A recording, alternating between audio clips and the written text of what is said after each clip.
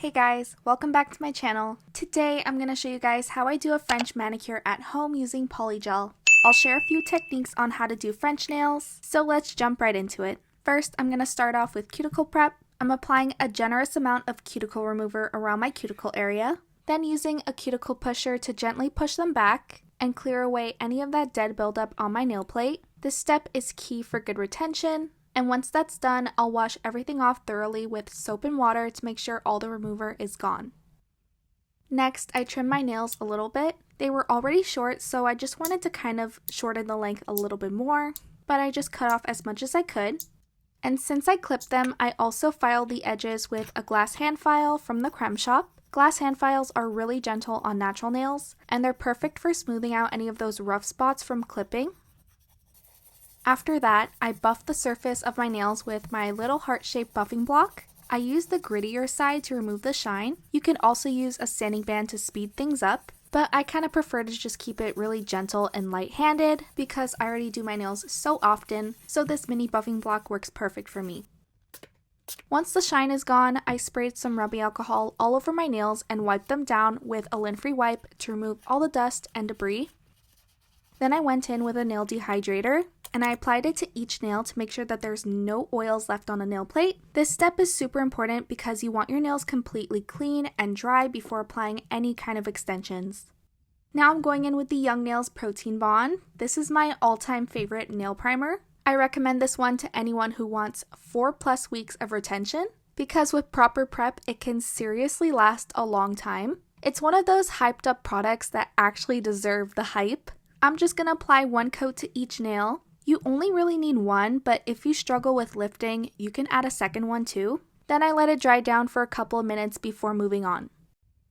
Next, I'm going to use the Jello Peel Off Base Coat. This is the product that helps me pop off my nail extensions after wearing them, instead of giving them a soak off. With proper prep, my nails can last 3 weeks. The serum that comes with it helps the peel off process, but I know a lot of you might not want to use a peel off base coat. You just want to have the polygel on your natural nails and have them last long. So I'll put written instructions in the description box down below for doing this tutorial without the need of a peel off base coat, along with all the other products I'm going to use in today's video. For this set though, I'm going to use my peel off base coat because I want these nails off after just a week. So I'm applying a thin layer and then I'm going to cure it in my nail lamp for 60 seconds and give them a full cure. After that, I'm sizing out my nail tips. I'm using my favorite long square tips from Amazon. These are non-C-curve, so if you have flatter nail beds, these will work perfectly for you. When sizing, make sure that the tips fit your nails from sidewall to sidewall. It should cover the whole free edge, but none of the nail tips should overlap onto your skin. Once you've figured out your closest size, just set them aside for now.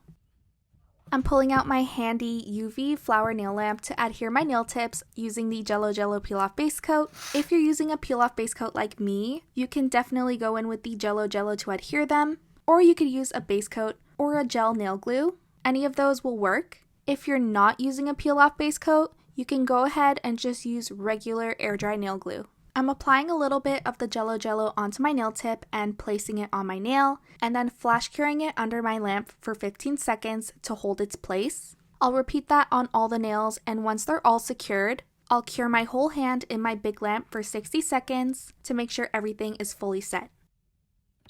Since I'm doing a short set today, I'm going to trim down the tips quite a bit. And now it's time to blend them. I'm using my e-file with a 240 grit sanding band at around 6,000 RPM to carefully blend the extensions into my natural nails. I'm being very careful not to file away the peel off base coat. And once that's blended, I lightly etch the surface of my extensions to remove the shine. This will just help the polygel grip and prevent separation. And I'll repeat this process on each nail. You could definitely use a grittier sanding band if you'd like. For example, a 180 grit or an 80 grit. If you want to speed things up, I just used a 240 grit because that's what I had on hand and it works fine. Next, you're going to want to file the sidewalls and the very tips of the extensions using a hand file. Just a few seconds of filing on each side will make everything more straight and even, and it'll just make your shape super sharp and crispy. Just remember to keep your hand file as straight as possible. Since the Jello Peel Off base coat is sticky, the dust likes to stick to it, so I'm going to wipe it clean with some rubbing alcohol and a lint-free wipe. For today's set, I'm going to use a polygel called French Press from Macart, which feels pretty fitting for a French manicure tutorial. It's a beautiful, soft nude shade, and it honestly pairs beautifully with French nails. Before I apply any polygel to my nails, I want to quickly show you guys what you'll need and how to prep your brush with the slip solution. So you're going to need a small dish for your liquid. I'm using 70% isopropyl alcohol, but you could also use 90% if you prefer. You'll also need a dual-ended polygel brush. This brush has both bristles and a spatula on either side. Plus you're going to need a good stack of lint-free wipes, since we're going to be reaching for those a lot during application. I like to dip the bristles into the alcohol until they're fully soaked, then drain the excess along the side of my dish. That usually isn't quite enough though, so I like to gently pat the brush onto my lint-free wipe and hold it for about 2 to 3 seconds. At that point, your brush should be perfectly saturated. Before I go in with polygel, I'm going to start by applying a base coat from Madame Glam. It's just a standard gel base coat, nothing too fancy. And I'll cure it for 60 seconds before going in with the polygel. This is going to give our polygel that grip it needs to stick onto the nails. For the polygel application, I'm going to start with my first bead, placing it from the nail bed to the free edge, and using my brush, I'm going to gently spread the gel from side to side, keeping it as even as possible. I work it until it reaches both side walls, and while I'm doing this, I'm making sure that my brush is fully saturated to avoid getting any of the gel caught in the bristles. Once I've got it blended from side to side, I'm going to start blending it flat onto my nail bed. This will just help the next bead lay down more smoothly. And once that's blended in, I'm going to start swiping the gel down with my brush, keeping it very straight and also well saturated. This is really important because again, polygel can stick to the dry brush, especially when you're doing swiping motions. So just make sure that your polygel brush is always saturated. But once you've got everything down to the free edge of your nail, you can go ahead and trim off that extra polygel with the spatula end of your brush, and then go ahead and cure this bead for 90 seconds to set it in. Now on to the next bead. I scooped it up with the spatula end of my brush and placed it just underneath the cuticle, making sure to leave a small gap so it doesn't overflow onto the skin. And then I repeated the same steps as before, spreading the polygel evenly from sidewall to sidewall. And once that was done, I carefully tucked the gel near the cuticle. You want to leave a very tiny gap between the gel and the cuticle. You don't want to go all the way up to your skin. Once everything's good with the cuticle area and the sidewalls are set, you can start sweeping the excess gel down to add more coverage to the rest of the nail. And by gently swiping the excess gel down, you'll be creating your apex at the same time.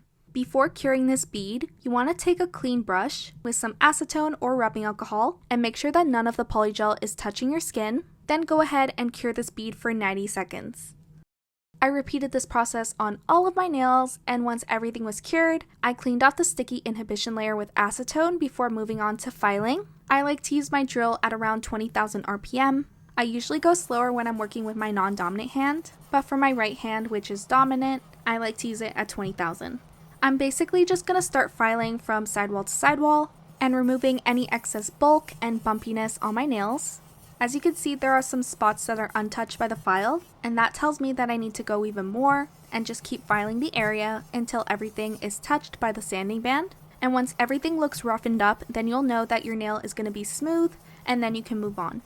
I continued shaping my nails, focusing on removing all the bulk, rather than focusing on the sidewalls for now. I also like to lightly file the free edge of my nail with my drill to just refine the shape.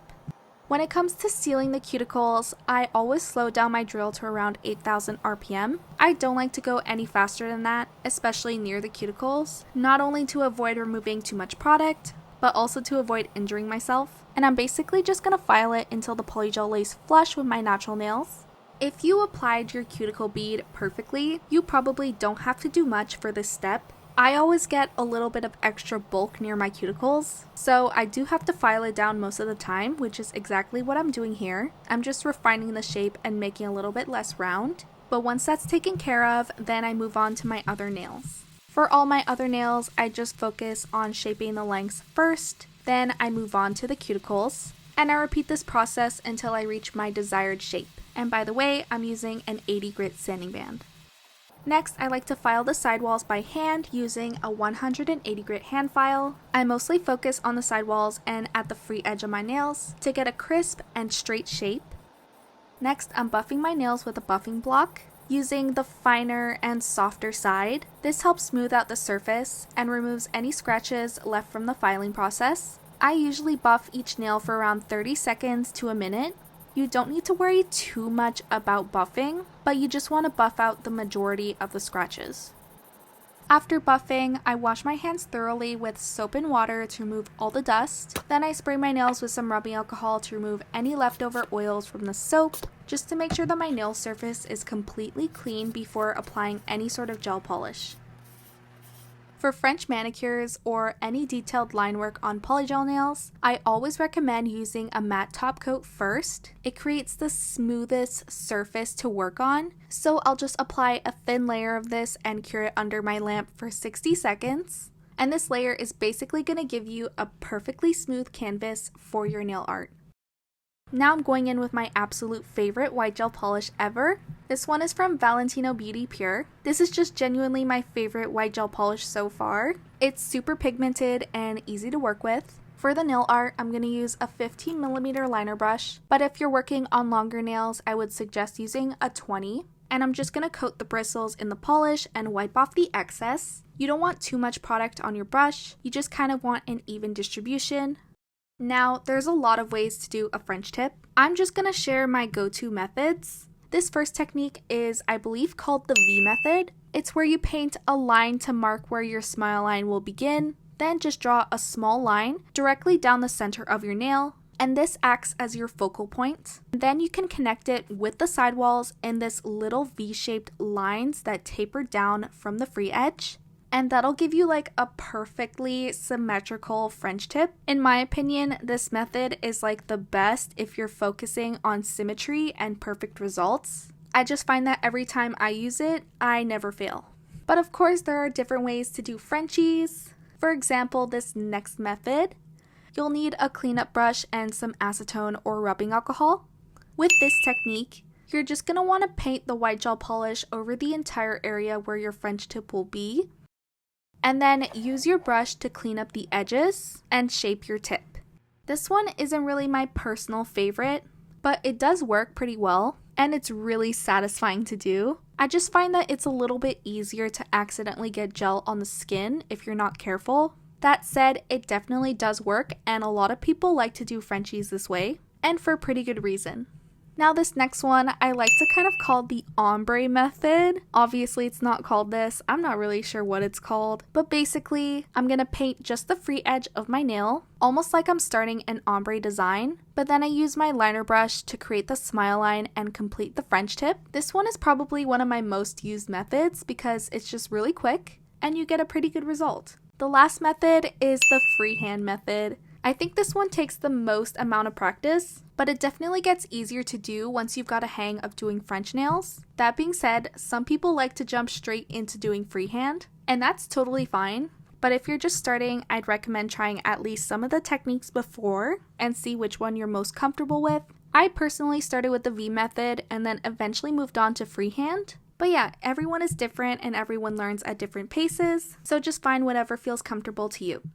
Once your French tips are done, you can add a glossy top coat or a matte top coat and give your nails a finishing file. This is especially helpful if you're doing square nails like me. It really helps sharpen the shape and just makes everything look so much more neat at the end. Finish off with some cuticle oil to rehydrate your nails and the surrounding skin. And here are the finished nails. Remember, nail art takes practice, but you can absolutely do it. I believe in you guys. Thank you guys so much for watching this. I hope this tutorial was helpful. Please like, comment, and subscribe to my channel, and I will see you guys all in my next one.